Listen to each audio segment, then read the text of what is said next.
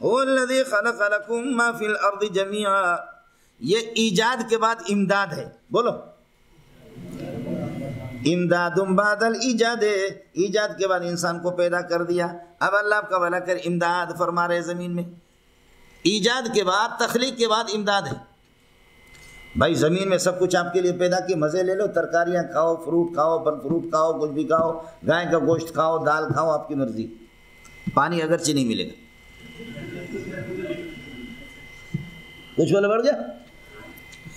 هو الذی خلق لکم ما ثبت فی الارض جميعا، جميعا حال بنے گا ماں سے، ماں سے حال بننے کا معنی یہ ہے کہ ماں کے ضمیر سے، ما ثبت فی الارض جميعا، سب کچھ اللہ نے تمہارے نفع کے لیے، لام نفع کے لیے، اس لیے فقہا کہتے ہیں اشیاء کے اندر اصل چیز اباحت ہے، ما احلہ اللہ فهو حرام حلال وما حرمہ اللہ فهو حرام وما سکت عنہ فهو عفو، اللہ نے جس کو حلال قرار دیا حلال، جس کو اللہ نے حرام قرار دیا حرام، جس کے بارے میں حدیث میں ہے ہی نہیں ہے، قرآن میں نہیں ہے کہ یہ حلال ہے یہ حرام ہے، تو اشیاء کے اندر اصل چیز اباحت ہے، لہذا وہ مباح دبا کر کے کھاؤ۔ یہ مشہور ہے معتزلہ میں اور ہمارے حنفیہ میں، اصولیوں میں یہی مشہور ہے۔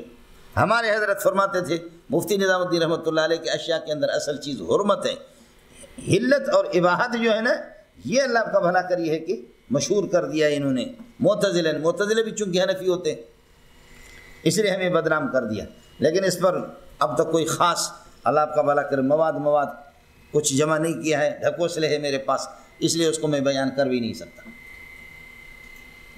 حرام جس کو اللہ نے کہا حرام، جس کو اللہ نے حرام حلال قرار دیا حلال، اور مسکوت عنہ ما سکت عنہ فهو عفو، جس کی حلت اور حرمت کا کوئی ذکر ہی نہیں، وہ معاف ہے، دبا کر کے کھاؤ، اجتناب کرو، احتیاط کرو تو اچھا ہے، لیکن کھایا تو کوئی جرم نہیں کیا۔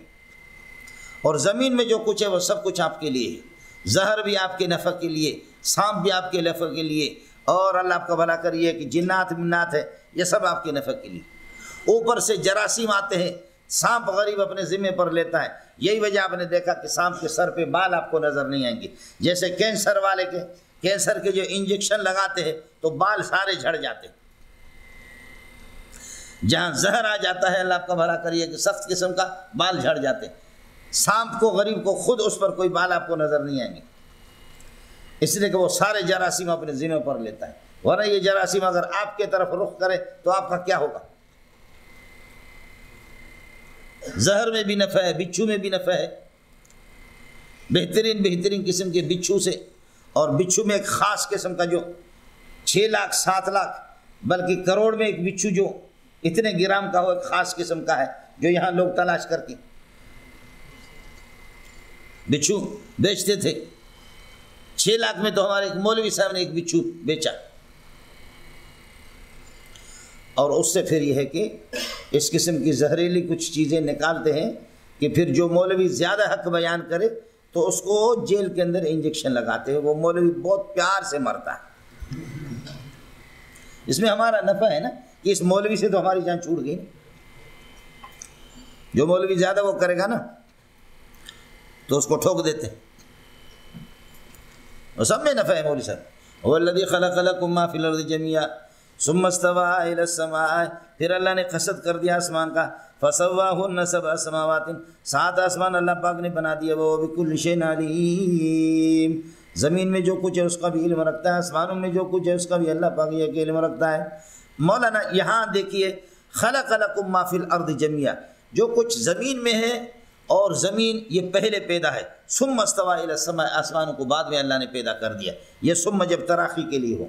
اور قرآن میں دوسری جگہ پر سورۃ النازعات میں انتم اشد خلقا ام السماء بناها رفع سمكها فسواها واغطش ليلها واخرج ضحاها والارض بعد ذلك دحاها اي بسطها، زمین کو تو اس کے بعد اللہ پاک نے بکی۔ اس سے پتہ چلتا ہے کہ زمین بعد میں انتم اشد خلقا ام السماء، آسمان پہلے، اور اس آیت سے پتہ چلتا ہے کہ زمین پہلے ہے آسمان بعد میں، ادھر سے پتہ چلتا ہے کہ آسمان پہلے ہے زمین بعد میں، یہاں سے پتہ چلتا ہے کہ زمین پہلے ہے آسمان بعد میں۔ جواب یہ اعتبار اسی کا ہے، بولو 2 چیزیں ہیں، ایک مادۃ الارض ہے، زمین کی حقیقت اور ماہیت مادۃ الارض یہ پہلے ہے، نفس زمین کو اللہ نے پہلے بنا دیا اور آسمان کو اس کے بعد بنایا جیسے کہ یہ ہے۔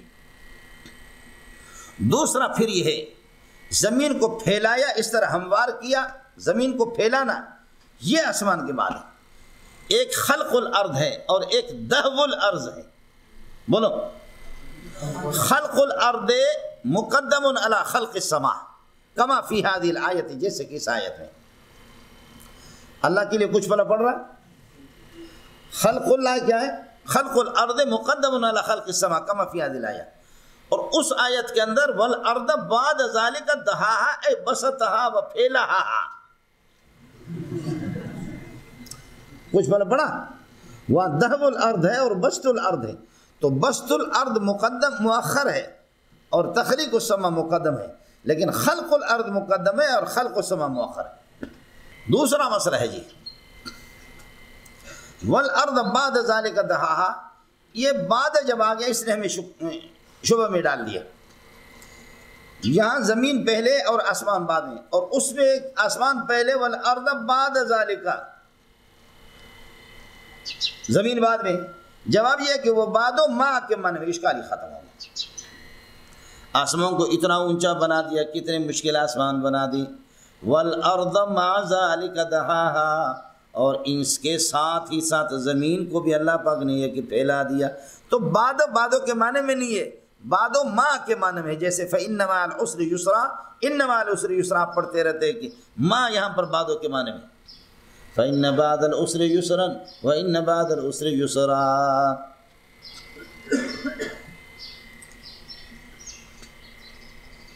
اللہ کے لیے کچھ بلا پڑا نہیں پڑا، اس لیے مولوی صاحب اشکال نہیں ہے۔ والذی خلق لکم ما فی الارض جميعا ثم استوى الى السماء فسواهن سبع سماوات وهو بكل شيء علیم، اللہ کی ذات یہ ہے کہ وہ سب کچھ علم رکھتا ہے۔ اس کے بعد ربط سمجھو، وَإِذْ قَالَ رَبُّكَ لِلْمَلَائِكَةِ، مکان بنانے کے بعد اب مکین بنا رہا ہے۔ وَإِذْ قَالَ رَبُّكَ لِلْمَلَائِكَةِ إِنِّي جَاعِلٌ فِي الْأَرْضِ خَلِيفَةً۔ دوسرا یہ عالم علوی اجرام فلکی، ان کو فرشتوں سے آباد کیا، سمجھ رہی میں ہے کہ اب زمین کو اللہ پاک انسان سے آباد کر، خیال کر لینا۔ فرشتوں کو اللہ نے سب سے پہلے پیدا کیا۔ فرشتے دو قسم کے، ایک فرشتے ہیں ملائکۃ الارض، دوسرا ہے ملائکۃ السماء، سمجھو، خیال کر لینا مولانا۔ ملائکۃ الارض یہ جو عناصر اربع ہے، آگ ہے، پانی ہے، مٹی ہے، ہوا ہے، ان کے بھاپ سے ملائکۃ الارض کو بنا دیا، اور بھاپ ان کا بالکل برابر سرابر ہو، ملائکۃ الارض کو اللہ نے بنایا۔ اور جنات کو اللہ آپ کا بھلا کرے اسی عناصر اربع سے، لیکن اس میں آگ غالب ہے،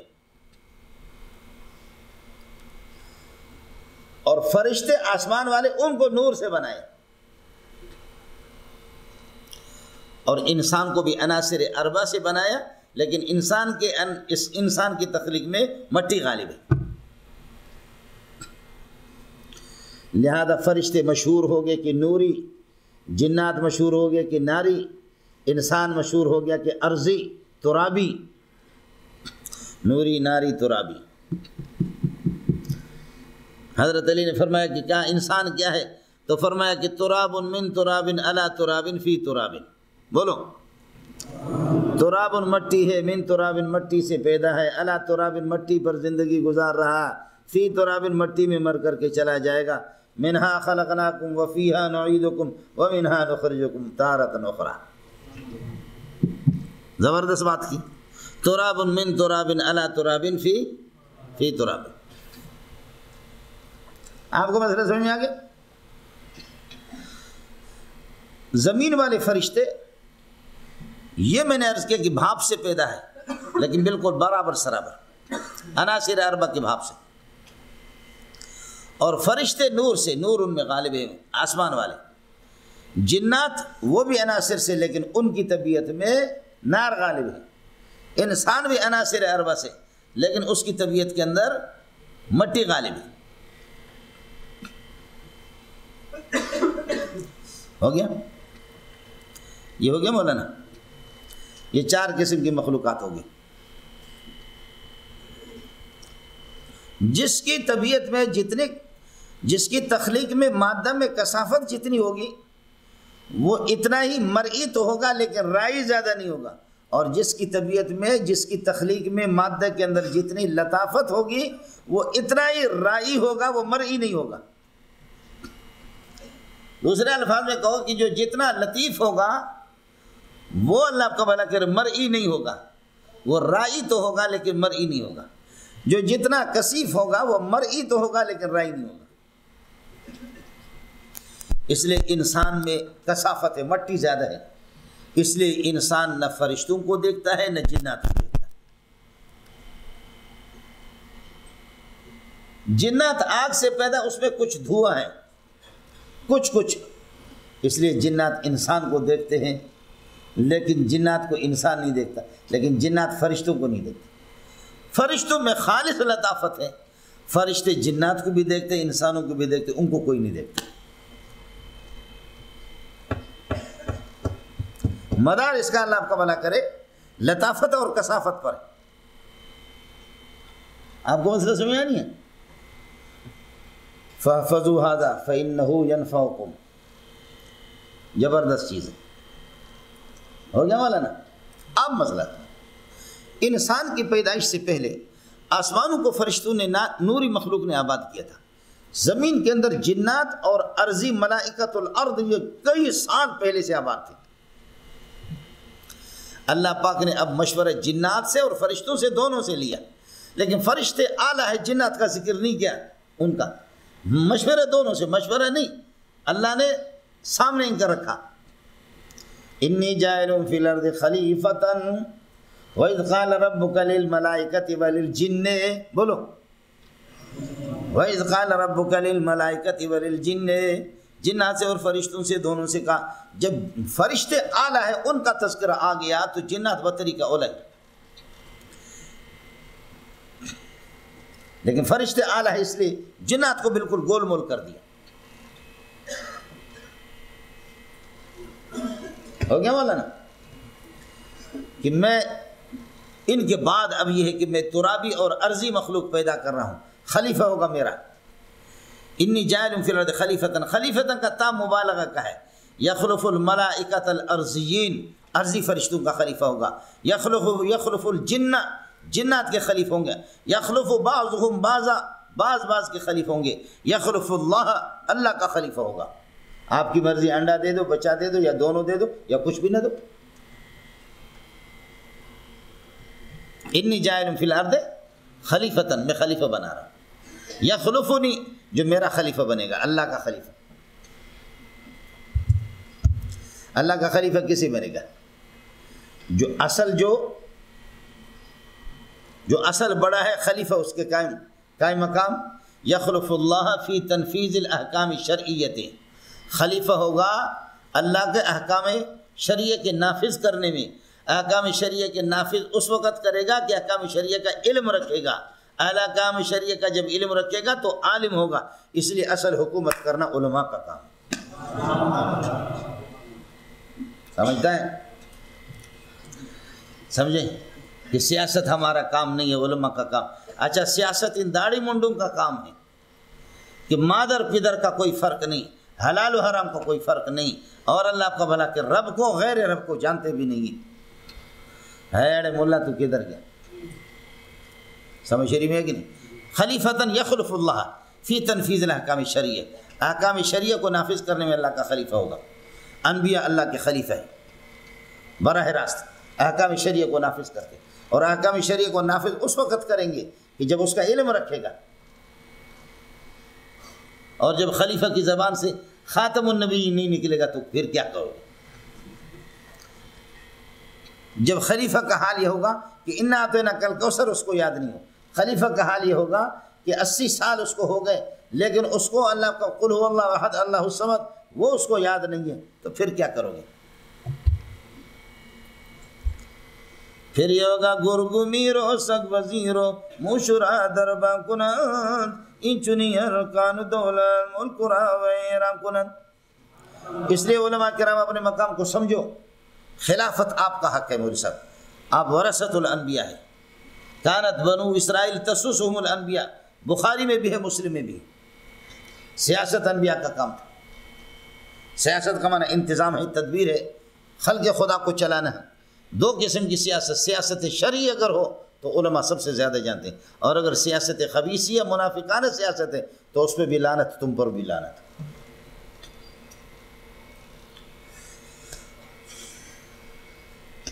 پڑھے کچھ پھل پڑا جی۔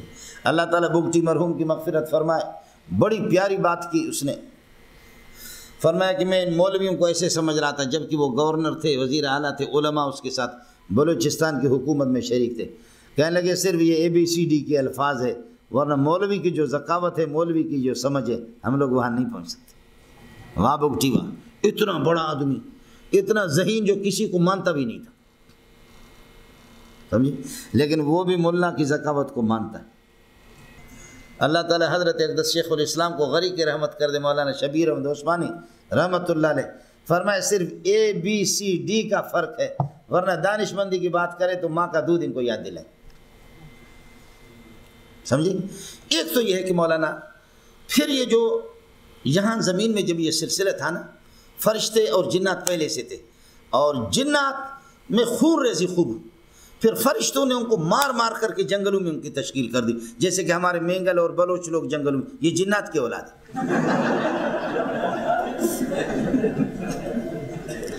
شہروں میں تو آپ لوگ پٹھان لوگ رہتے ہیں، یا یہ کہ مہاجر لوگ رہتے ہیں، سندھی لوگ رہتے ہیں، بلوچوں کو دیکھو وہ جنگلوں میں، میں نے عرض کیا کہ شاید ان کی نسل جنات سے ملتی ہے۔ جنات نے خون ریزی، کئی سال پہلے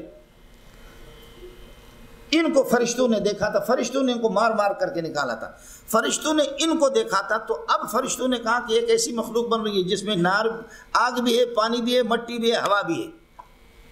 آگ کے اندر غرور ہے، مٹی کے اندر عاجزی ہے، پانی کے اندر اللہ آپ کا بھلا کرے کیا ہے، پانی کے اندر حرص ہے، سیلاب آتا سب کچھ بہا کر کے لے جاتا ہے، اور ہوا کے اندر تعلی ہے، بولو، ہوا کے اندر تعلی اور ترفع ہے، اونچائی ہے۔ فٹ بال کے اندر ہوا ہے، شاٹ لگاؤ تو اوپر جائے گا، اور اگر ہوا نکالو تمہارے شاٹ سے انشاءاللہ چھت تک بھی نہیں پہنچے گا، تو ہوا کے ذریعے سے ہی ہوتا ہے۔ تو اس چیز کو انہوں نے کہا کہ جب اس کی مادہ کے اندر، اس کی حقیقت کے اندر کیا چیز داخل ہے، آگ بھی داخل ہے، پانی بھی داخل ہے، ہوا بھی داخل ہے، تو یہ خون ریزی کریں گے۔ اس وجہ سے فرشتے اعتراض نہیں کر رہے ہیں، اللہ ان سے مشورہ بھی نہیں کر رہا، حقیقت حال کے لیے صرف حقیقت حال کو، جیسے کہ آپ یہ ہے کہ تعجب کے طور پر کہتے ہیں استاد جی پھر یہ مسئلہ کس طرح ہوگا، آپ استاد پر اعتراض نہیں کرتے، بل تستکشف الحقیقت، حقیقت کی وضاحت آپ چاہتے ہیں۔ اتجعل فیہا میں فرشتوں نے اعتراض نہیں کیا، لیکن اللہ نے فرمایا انی اعلم ما لا تعلمون، میں جانتا ہوں آپ جانتے نہیں۔ اور اللہ نے پھر آدم علیہ السلام، صلاحیت اس میں تھی، آدم میں صلاحیت تھی، اور آدم کو بنایا، یہ لاؤڈ اسپیکر ہے، یہ پنکھا ہے، یہ دیوار ہے، یہ فلانا ہے، مسمیات بما اسما کے ان کو سکھایا، اور فرشتوں سے کہا انبئونی باسماء ہؤلاء، اس زمین میں تم عرضی مخلوق اور دوسرے کو یہ بتا دو۔ آپ کہیں گے یہ صلاحیت اگر اللہ تعالیٰ اس طرح فرشتوں کو بھی یہ علم دیتا تو دے سکتا، جواب یہ ہے کہ فرشتوں میں یہ صلاحیت ہی نہیں۔ آپ کو مسئلہ سمجھ میں آ گیا؟ اب ربط سمجھو، وَهُوَ بِكُلِّ شَيْءٍ عَلِيمٌ، اللہ بِكُلِّ شَيْءٍ علیم ہے۔ فرشتوں کو آپ نے دیکھا کہ اللہ آپ کا بھلا کرے، اللہ نے فرمایا انی اعلم ما لا تعلمون، فرشتوں نے کہا سبحانک لا علم لنا الا ما علمتنا، لہذا فرشتوں نے بھی اپنے عدم علم کا اور اپنے عجز کا اظہار کر دیا۔ انسان کا علم بِكُلِّ شَيْءٍ علیم، اللہ عالم ہے، برخلاف آدم علیہ السلام کی وہ عالم نہیں۔ اگر یہ کہ علیم بِكُلِّ شَيْءٍ ہوتا تو پھر یہ کہ درخت نہ کھاتا، سمجھ شریف میں درخت یہ ہے کہ آپ نہ کھاتے، یہ دو۔ اور ناری مخلوق اللہ آپ کا بھلا کرے، ناری مخلوق کو جو کہ جنات ہے اور فرشتے کیا جنات ہے اور ابلیس ہے، وَكَانَ مِنَ الْكَافِرِينَ، سمجھے، لہذا فتعین ان اللہ سبحانہ وتعالی هو بكل شيء علیم، ایک اللہ کی ذات ہے علیم بكل شيء۔ اڑے متعین ہو گئے نا، آدم بھی علیم بكل شيء بھی نہیں ہے، علیم بكل شيء، اور فرشتے بھی نہیں، جنات بھی نہیں، یہ سب کے سب ہو گئے مولانا۔ چلیے گا هو الذي خلق لم يكن وهو بكل شيء عليم اذكر اذ قال ربك للملائكة، جبکہ اللہ پاک نے فرشتوں سے فرمایا. اب مسئلہ خیال کر لینا مولانا، ابتدا میں اچھا آدم کی تخلیق زمین پہ ہوئی، فرشتوں پہ سجدہ بھی زمین پہ کرایا، پھر آدم کو لے گئے آسمان پہ لے گئے. آدم اور حوا کو پیدائش یہیں پر ہوئی مولوی صاحب، مسجود بھی یہیں پر بنے، پھر اس کے بعد ان کی تشکیل ہو گئی جنت میں، جنت اوپر ہے، اور پھر ابلیس ادھر گیا. ابلیس کیسے گئے؟ ابلیس نے ادھر انکار کیا، وہ ابلیس ادھر بنا، تو وہ جنت میں کیسے گئے؟ جواب یہ ہے کہ اس وقت اجازت تھی، جنات آتے جاتے تھے آسمانوں میں، جیسے کہ رسول پاک صلی اللہ علیہ وسلم کے آمد کے بعد پابندی لگی، الا من خطف الخطفۃ فاتبعہ شہاب ثاقب، اب میزائل اس کے پیچھے لگتا. وَأَنَّا كُنَّا نَخُوضُ مِنْهَا، آسمانوں پہ جاتے تھے ہم، مقاعد للسمع، لیکن اب فمن یستمع الآن یجد لہ شہابا رصدا. لہذا یہ کہہ دینا کہ اللہ آپ کا بھلا کرے جنت میں گئے کس طرح، تو میں نے عرض کیا کہ ان دنوں میں پابندی نہیں تھی. آپ کو مسئلہ سمجھ میں آ گیا؟ ایک یہ حضرت اقدس مولانا حسین علی رحمۃ اللہ علیہ نے بڑا پیارا جواب دیا. فرمایا وناداہما وقاسمہما انی لکما لمن الناصحین، قسم اٹھائے دور سے کروڑوں میل سے شیطان کی آواز پہنچ گئی ادھر. سمجھدا؟ جنت اوپر ہے اور یہ زمین نیچے، جہنم بھی نیچے ہے. میں چونکہ جنت سے ہو کر آیا ہوں اس لیے آپ کو بتایا. آپ بات سمجھ رہے نہیں سمجھ رہے؟ تو یہ کروڑوں میل دور ہے مولوی صاحب، کروڑوں میل، لاکھوں نہیں بلکہ کیا ہے، کروڑوں میل دور ہے. تو یہ گئے کیسے وہاں؟ تو حضرت اقدس فرماتے کہ جیسے جنتی جہنمی ایک دوسرے کو، ونادا اصحاب الجنت اصحاب النار ونادا اصحاب النار اصحاب الجنت ان افیضوا علینا من الماء او مما رزقکم اللہ. جہنمی جنتیوں کو آواز دیں گے، حالانکہ جہنم کروڑوں میل نیچے ہے اور جنت اوپر ہے. ونادا اصحاب النار اصحاب الجنہ ان افیضوا علینا من الماء او مما رزقکم اللہ، یار ہمیں پانی دے دو، جل جل کر کے راکھ ہو گئے. یہ آواز کیسے؟ آج بالکل مسئلہ بالکل آسان ہو گیا. امریکہ جو بائیڈن اور اللہ آپ کو بھلا کرے ٹرمپ، بولو جو بائیڈن اور کیا ہے ٹرمپ، وہ مجھے دیکھ رہا ہے، میں ادھر پڑھا رہا ہوں، اس کو گالی دے رہا ہوں، اس کی ماں کو گالی دے رہا ہوں، اس کو ادھر پہنچ رہا. اب تو مسئلہ دیکھیے، فاصلے کم ہو گئے. اب کیا ہو گیا؟ اب تو فاصلے کم ہو گئے. دیکھو نا، یہ اس پورے کلاس کو، یہ آپ کے اللہ کو اس نے یہ سمیٹتا ہے، اس کو یہ سمیٹتا ہے. اور جیسے میں یہ پڑھا رہا ہوں نا، اب کمپیوٹر کو آپ ذرا تیز کر دو تو میری آواز کو، اب میں جو جس طریقے پر پڑھا رہا ہوں پھر بھی میری آواز تیز ہے، لیکن آپ اگر اس کو تیز کرنا چاہیں وہ سمیٹتا ہے. میرے گھنٹے کے تقریر کو 5 منٹ میں کر دے گا، وہ جلدی جلدی اس کو کر لیتا ہے. اس لیے میرا نبی فرماتے ہیں، حدیث میں آپ نے پڑھا ہے، ان اللہ قد زوى لي الارض فرأيت مشارقها ومغاربها، اللہ نے پوری زمین کو، پوری کائنات کو سمیٹا میرے محمد کے سامنے، میں نے مشرق و مغرب سب دیکھا. ان اللہ قد زوى لي الارض. اور جیسے کہ وہ پہاڑ کے اوپر ہے کوئی، ابھی پہاڑ بھی انہوں نے ختم کر دیا ہمارے مینگلو نے، پہلے ادھر ایک پہاڑ سا تھا، وہ پہاڑ کے اوپر کوئی ہے تو آپ کے لیے میرے لیے بہت دور ہے، لیکن دوربین والا ایسے دور بھی لگا تو اس کے سامنے کھڑا ہے. سمجھے؟ دوربین نے اس کو لا کر کے بالکل قریب کر دیا، اس کو قریب پہنچا دی. آپ اردو سمجھتے ہیں؟ تو ایک مسئلہ یہ کہ شیطان آتا جاتا تھا ان دنوں میں، کوئی کرفیو نہیں تھا. دوسرا جواب جو میں نے آپ سے عرض کر دیا، حضرت اقدس مولانا حسین علی رحمۃ اللہ علیہ یہ حضرات فرماتے ہیں کہ جی اصل میں اللہ نے، یہ باہر تھا خنزیر، سمجھے، یہ باہر تھا، لیکن یہ ہے کہ اس کی آواز وہاں پہنچی، یہ باہر تھا. باقی مفسرین کا سانپ کے منہ میں داخل ہو گیا، چوری چپکے سے گیا، اللہ تعالیٰ ایسے، اللہ تعالیٰ کو پتہ نہیں ہے یہ سانپ میں گھس کر کے اندر جاتا ہے، اور وہ جنت میں سانپ ادھر بھی نہیں چھوڑ رہے. آپ کو مسئلہ سمجھ آ گیا؟ اڑے سمجھے؟ ایک مسئلہ یہ ہے. دوسرا مسئلہ یہ، حکم جب فرشتوں کو تھا، جنات کو حکم ہی نہیں تھا، تو یہ جن ہے، کیا ہے؟ وَإِذْ قُلْنَا لِلْمَلَائِكَةِ اسْجُدُوا لِآدَمَ فَسَجَدُوا إِلَّا إِبْلِيسَ كَانَ مِنَ الْجِنِّ، ابلیس تو جنات میں سے، تو حکم جب فرشتوں کو تھا تو یہ کیسے مردود بنا؟ آپ کو میرا مسئلہ سمجھ آ گیا؟ تو میں نے پہلے آپ سے عرض کر دیا، جنات اور فرشتے دونوں کو حکم تھا کہ آدم کو سجدہ کرو، لیکن تذکرہ فرشتوں کا کرتے ہیں، خطیب لوگ، علماء لوگ، مفسرین لوگ بھی اس کا تذکرہ نہیں کرتے، بس وہ کہتے فرشتوں۔ جنات کو بھی حکم تھا، جنات مفضول ہے اور ادنا ہے، فرشتے افضل ہے اور اعلیٰ ہے، جب اعلیٰ کو حکم تھا تو ان کو بطریقہ اولیٰ حکم تھا، گلی ختم ہو گیا، سمجھتے ہیں؟ تیسری بات یہ سمجھو کہ یہ کہتے ہیں کہ نہیں تغلیباً یہ ان میں داخل شامل ہوتا تھا، فرشتوں کے ساتھ بڑا بزرگ بنا ہوا تھا، فرشتوں کے ساتھ تغلیباً یہ تھا، اور ایک تغلیباً نہیں تھا، سمجھے؟ اس اشکال کو دوسرے الفاظ میں اب یہ کہیں الا ابلیس ہے، یہ مستثنی متصل ہے یا منقطع ہے؟ اگر متصل ہوگا تو پھر فرشتے مستثنی منہ فرشتے، تو یہ بھی فرشتے، یہ فرشتہ ہے ہی نہیں، قرآن کہتے ہیں کان من الجن، اور اگر مستثنی منقطع تو ان کو حکم تھا، اس کو حکم ہی نہیں تھا۔ حضرت اقدس مولانا حسین علی رحمۃ اللہ علیہ فرماتے خواہ مخواہ یہ باتیں سورہ اعراف کے اندر اذ امرتک ما منعک ان تسجد اذ امرتک، صراحتاً حکم ہے، اب مستثنی متصل منقطع کو اپنے جیب میں رکھو۔ یہاں آ کر کے مفسرین تعویل کرتے، تعویل کی ضرورت بھی نہیں ہے، ما منعک ان تسجد اذ امرتک، میں نے آپ کو حکم دیا، اس لیے مسئلہ ختم ہے مولوی صاحب، کوئی اشکال مشکال کچھ بھی نہیں ہے، سمجھے؟ باقی آدم علیہ السلام نے درخت کون سا کھایا، اس درخت کو اللہ نے بیان نہیں کی، بعض کہتے کہ وہ شجر الہنت ہے، اور بعض کہتے شجر العنب ہے، بعض کہتے اللہ آپ کا بھلا کرے شجر التین ہے، انجیر۔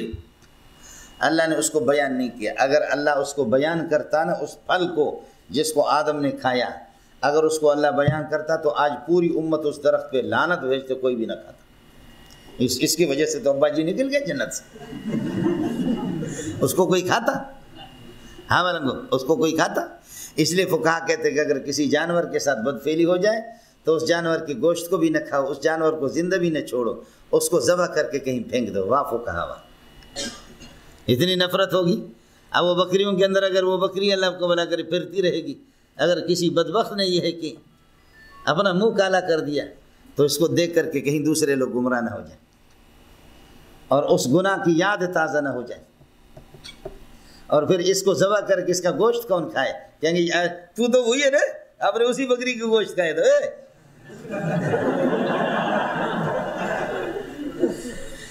ہے ماشاءاللہ، یہ کیسے رازدان شریعت ہے، اسرار و رموز سے واقف ہے فقہا، کہتے اس کو ذبح کر کے کہیں پھینک دو۔ اللہ نے کیسے اس کو چھپایا، اس شجرہ کا ذکر نہیں کیا، یہ سارے پھل کھاؤ بھائی ہر قسم، اگر بتاتے کہ وہ انجیر ہے تو پھر اللہ آپ کا بھلا کرے، لیکن انجیر کو کبھی بھی اس کا پھول آپ نے نہیں دیکھا ہوگا، یہ دیکھو نا 600-700 بندے، کوئی ایک آدمی قسم اٹھائے انجیر کا پھول آپ نے دیکھا؟